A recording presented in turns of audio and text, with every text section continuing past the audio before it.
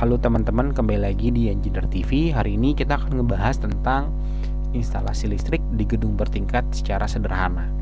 Nah, di sini udah ada single line diagramnya ya teman-teman ya. Jadi teman-teman bisa ngambil contoh ini ketika interview juga bisa ya. Jadi teman-teman pakai gambar ini aja. Ini secara sederhana saja gambarnya. Oke, sekarang kita akan ngebahas tentang arus listrik, bagaimana di cara mengalirnya teman-teman ya. Jadi yang putih ini adalah jalur busduct ya, sampai dari MV ke LV. Sedangkan dari outgoing si LV ini dia menggunakan kabel ya. Jadi nanti arus listrik itu nanti dia mengalir teman-teman. Nah, di gedung sendiri itu selalu ada yang namanya MV MDB atau PDTM ya, panel distribusi tegangan menengah atau main voltage medium distribution board ya. Kemudian ada trafo basah atau trafo kering ya. Kemudian ada LV ya, atau PDTM ya, kita bisa mengenal panel distribusi tegangan menengah atau low voltage main distribution board. Kemudian ada genset, generator set ya teman-teman ya. Terus ada CPGS, kontrol panel genset, dan kapasitor bank serta panel sub lainnya. Oke, nggak usah berlama-lama lagi ya, kita coba aliri arus listrik ke TM. Jadi dari PLN itu ada yang namanya gardu ya. Gardu PLN itu punya gardu sendiri dan itu biasanya di luar. Nah, dari PLN dia masuk ke TM ya. Dari TM itu nanti arus itu akan didistribusikan menuju ke trafo ya. Di sini adalah trafo basah ya, dengan dua belitan yaitu delta dan star, di mana kabel 3 yang nantinya dikeluarkan oleh si trafo adalah 4 kabel, di mana netral akan dihasilkan dari trafo tersebut ya teman-teman ya. Di sini kapasitasnya adalah 2000 kVA dan ini masih menggunakan busduct, di mana busduct itu adalah suatu lempengan tembaga ya teman-teman ya.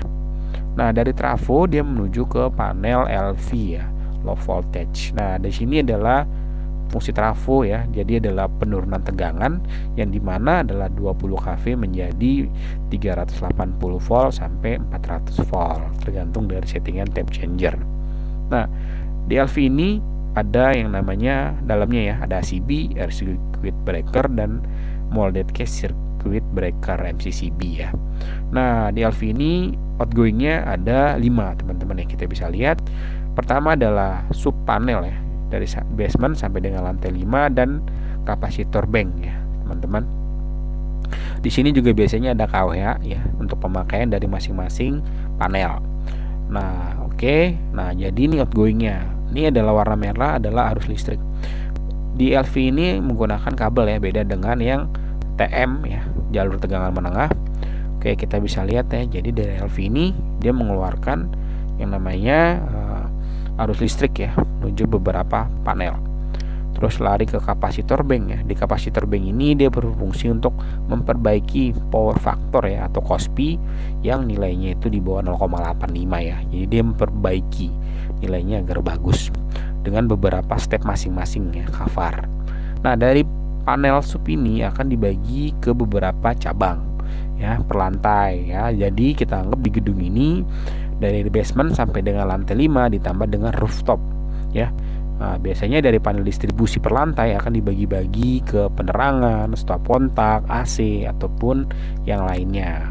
Kemudian untuk rooftop sendiri dia biasanya untuk outdoor AC ya, logo panel atau panel lampu fasad seperti itu teman-teman. Oke.